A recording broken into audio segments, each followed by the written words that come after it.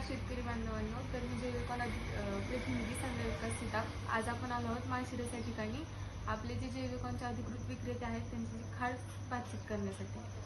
तर सुरुवातीला सर तुम्ही तुमचा परिचय द्या. नमस्ते शेतकरी मित्रांनो, माझे नाव शुभम सुभाष पिसे आहे. माझे दुकान शिवकृपा ॲग्रो सर्व्हिसेस माळशिरसमध्ये आहे आपले.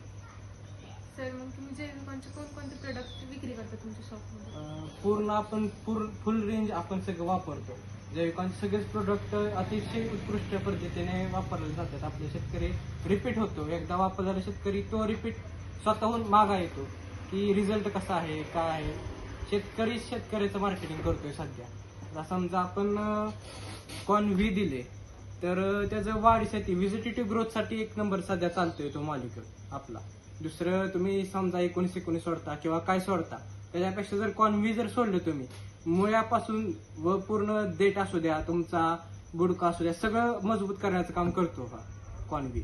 त्याच्यानंतर इथे कॉर्न-एफ, आपण जो ऊसासाठी फुटवा असू द्या, तुमचं तरकारी असू द्या, काही पण असू द्या, पूर्ण फुटवा व फ्लावरिंगसाठी जर वापरायचं असेल तर एक नंबर याचा रिझल्ट आहे कॉर्न-एफचा. त्याच्यानंतर इथे कॉर्न-एम, तुमची फळाची शायनिंग असू द्या किंवा काही असू द्या, तुमचं फुगवण्यासाठी असू द्या, चकाकीसाठी असू द्या. आपण म्हणतो ना चकाकी आहे तर सगळंच भेटते, म्हणजे पैसे वाढतात सगळंच. तर हे एक नंबर मॉलिक्युल आहे कॉर्न-एम म्हणून. त्याच्यानंतर इथं चॅम्पियन एकरी 5 लिटर सोडायचं. जेवढं आपण समजा बेसल डोस टाकतो, बेसल डोसमध्ये आपण जे टाकलेलं असतं ते सगळं अपटेक होत नाही. अपटेकसाठी सगळ्यात एक नंबर मॉलिक्युल आहे चॅम्पियन. जर तुम्ही सोडलं तर समजा आपण जर बेसलमध्ये फक्त 20% लागू होतं आणि आपण जर चॅम्पियन जर सोडलं तर कमीत कमी 80% तर अवेलेबल पूर्ण होतं प्लांटला. त्याच्यानंतर आहे येलोसी म्हणजे काय आहे, ऑर्गॅनिक कार्बन आहे आणि तो 20% आहे. अदर कंपनीचा येतो फक्त 14% आणि ह्या जो येतो तो 20% येतो.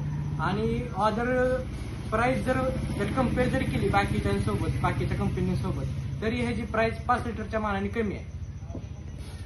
सर शेतकऱ्यांचे फीडबॅक काय आहे त्याच्याबद्दल? मॅडम आता एक जसं तुम्हाला जर सांगायचं म्हटलं ना, ह्यातला कोणताही प्रोडक्ट असू द्या, रिपीट माणूस म्हणजे प्रत्येक शेतकरी रिपीट होतोच. आता समजा आमच्या इथं कसं आहे, तरकारी भरपूर आहे, समजा तोंडलं म्हणा, भोपळा म्हणा, त्यासाठी फुटवा निघल्याशिवाय काही निघत नाही. त्यामुळं कॉर्न-एफ जे चालते, आता समजा तुम्ही जर नेलं तर तो शेतकऱ्याला रिझल्ट येऊन दुसऱ्या शेतकऱ्यांपाशी तो ऑटोमॅटिक सांगतो आणि ऑटोमॅटिक ते परत कॅन जाते आमचं कॉर्न-एफचं. असा विषय झालाय सध्या.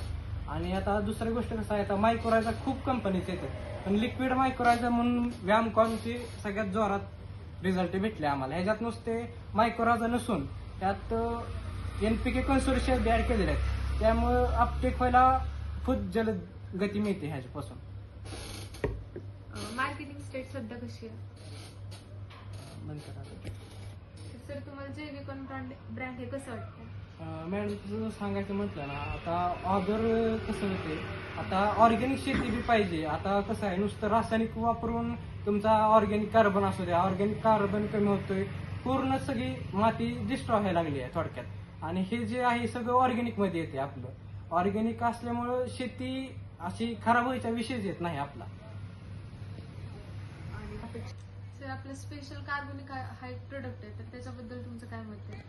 आता सांगायचं म्हणलं तर कार्बनिक बद्दल जर सांगायचं म्हटलं तर जैविकॉनचा फक्त अख्ख्या कुठेही जावा जगात, तुम्ही फक्त कार्बनिक फक्त जैविकॉनकडेच भेटणार. कारण की चिलेटेड कार्बन आणि त्यात पोटॅश आणि त्याच्यात मायक्रोरायझा प्लस देणारी फक्त एकमेव कंपनी म्हणजे जैविकॉन आहे. तुम्ही कुठेही दुसरा कार्बनिक मिळतच नाही असा चिलेटेडमध्ये. आणि कोणत्याही स्टेजमध्ये चालतो. पहिली गोष्ट, तुमचं लागवड असू द्या, तुम्ही बेसळमध्ये टाकू शकता, ड्रिपने देऊ शकता. असा ह्याचा रिझल्ट एकदम सुंदर पद्धतीने येतो. कंपनीकडून तुमची असलेली अपेक्षा?